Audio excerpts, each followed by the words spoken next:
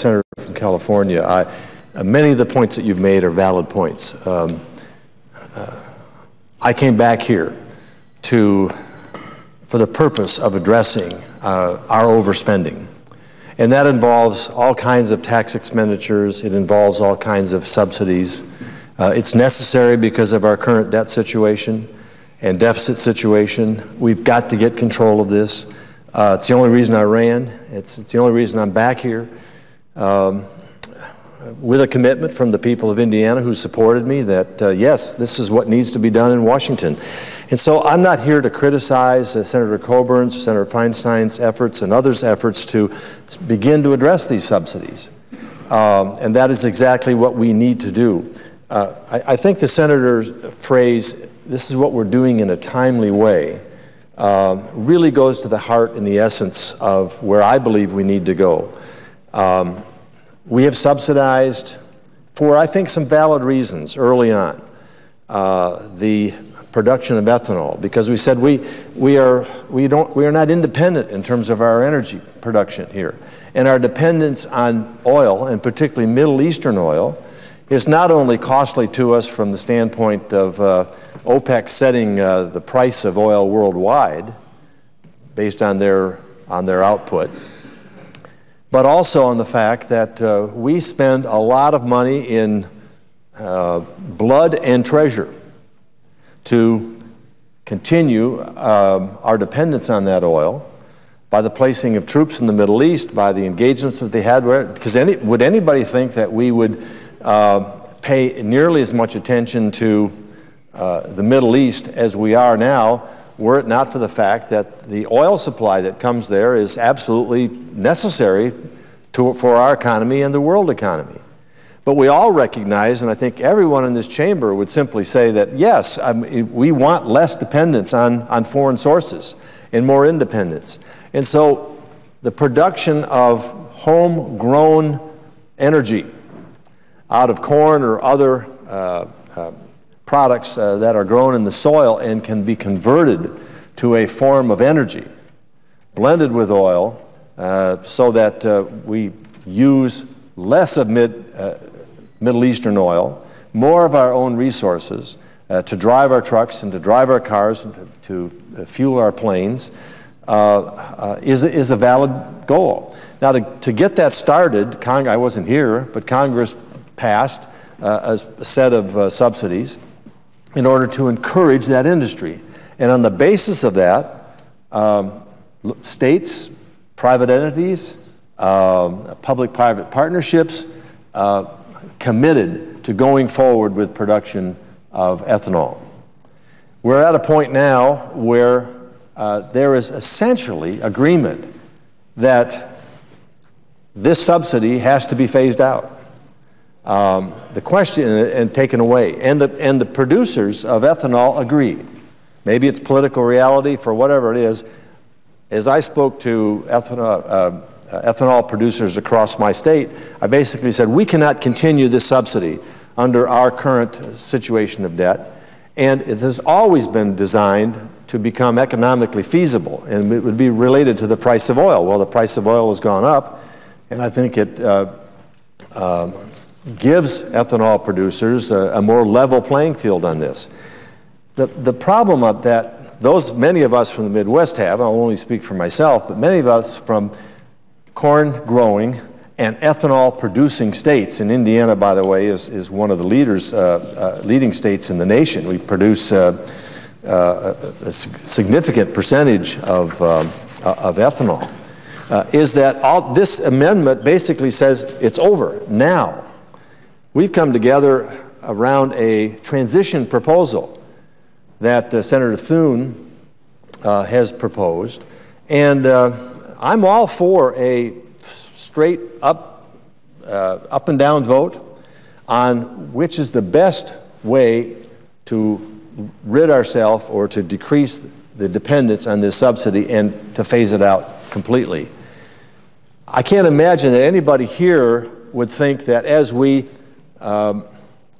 address tax code expenditures, that there wouldn't be a transition process in place for eliminating that expenditure for an industry or for an individual in the United States. I joined Senator Wyden, a Democrat, in a bipartisan effort for a comprehensive tax reform. Our proposal basically eliminates most of the tax expenditures, the special provisions, totaling almost $1 trillion. We eliminate that in a way to reduce rates, make our companies more competitive, lower individual rates, simplify the tax code. But we know that in doing so, there has to be a transition period. You just cannot yank away from the private sector or the public-private sector an economic basis on which they went forward and committed to that particular entity and product. And so all we're really asking here for is a transition process. And now I know there's talk about, well, you know, we might give you a vote next week on this and so forth. I don't blame Senator Coburn or Senator Feinstein one bit for using a procedural rule. Actually, Senator Feinstein did not do that and did not support that, and I think deserves a second vote. I don't fault Senator Coburn for using procedural methods, which were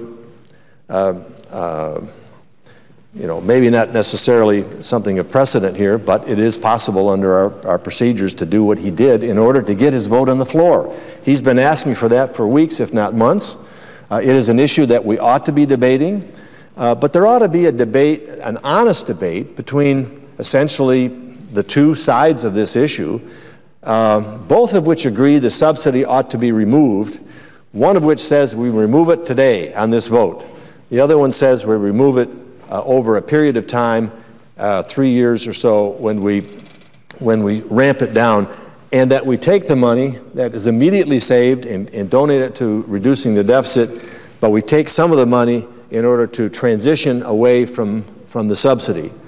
And that's what Senator Thune is trying to do without getting into all the details, which I don't need to do. Really what I'm here to do is to plead for an opportunity to debate both sides of this, to have two votes, winner take all. That's the way it works here, and the chips fall where they may. But at least we will have had an honest debate about two alternatives to try to reach the same goal. One takes a longer period of time than the other, and the Senate will vote, and the yeas will be yea, and the nays will be nay, and the yeas will prevail, and we'll move forward on that basis. All we have now is a promise that maybe we'll give you an opportunity to bring something up next week so that we can vote on the phase-out program. Some members will say, hey, this is great. I can vote for both. And then I can go home and say, yes, we need to eliminate this subsidy. That's why I voted for Senator Coburn. Then they can also say, and you know, the following week I voted for Senator Thune. One of these should work. We've got it both ways. Look, we should make a distinction between which way we want to go and what we want to do. I've happened to choose, for I think valid reasons, that we ought to transition out of this because the enormous financial commitment that has been made on the part of ethanol producers in my state, because of the enormous benefit that, yes, has come to our agriculture sector that has grown a lot of corn and benefited from it and has paid a lot of taxes. It's one of the few industries in America right now that is prospering, earning revenue and paying taxes on that revenue and helping our economy grow, as is the ethanol industry. But to just yank it away from them right away because we say this has to be done right now without any transition, I don't think is fair to all of those who have made that commitment. Does ethanol need to be economically viable to compete with other forms of energy? Yes. Did it need, and this, I wasn't here again, but this body of Congress, including the administration, said it needed a head start so that we can reduce our dependence on foreign oil. And they gave them that in the form of these subsidies, in the form of a tariff, in the form of some credits. Have we come to the point financially where we now need to look at this as well as hundreds of others, subsidies and tax expenditures that we simply no longer can afford? And the answer to that is yes, we've come to that point. But is the best way to do this, particularly in this instance, when there's more than just an interest for one company or two companies here that you find in so much of the tax code? But where there is a national security interest in this, where our military says our continued dependence on foreign sources of oil is a national security issue, affecting our troops, affecting our expenditures, affecting our deployments, where these people need to go to keep the sea lanes open, to keep the oil flowing, and so forth. And so there is a national basis on which we need to have competing forms of energy that can lessen that dependence, and ethanol is one of those. But yes, does it need to be economically viable? Absolutely. How do we get there?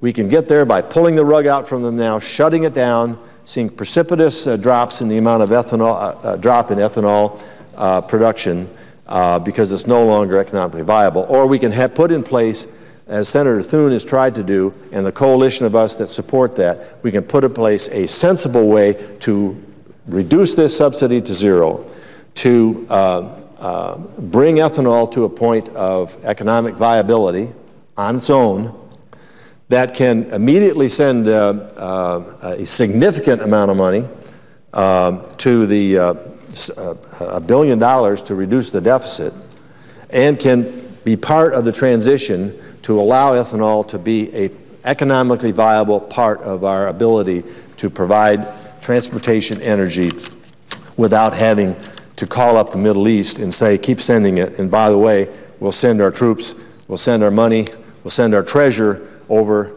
because we absolutely have to have this to drive our economy.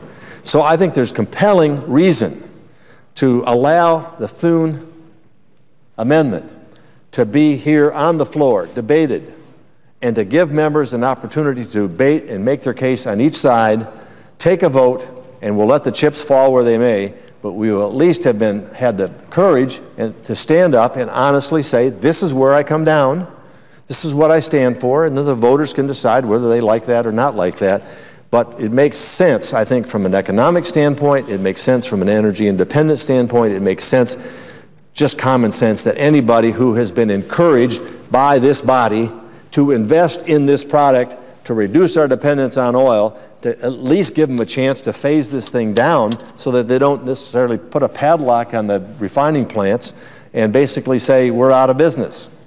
That doesn't achieve the goal, the very reason that this body put these enhancements and subsidies in place in the first place. Conclusion, we need to phase out this subsidy. There are other subsidies and other expenditures out there that we can eliminate now without having this kind of adverse economic effect and without having a negative effect on our national security. But this is not one of them. And so I urge my colleagues and I urge the leadership to allow the pleas of Senator Thune and others of us to be heard so that we have an honest debate, an honest choice, and then we accept the results. And Mr. President, with that, I yield the floor and I believe suggest the evidence of the quorum. The clerk will call the roll. Mr. Akaka.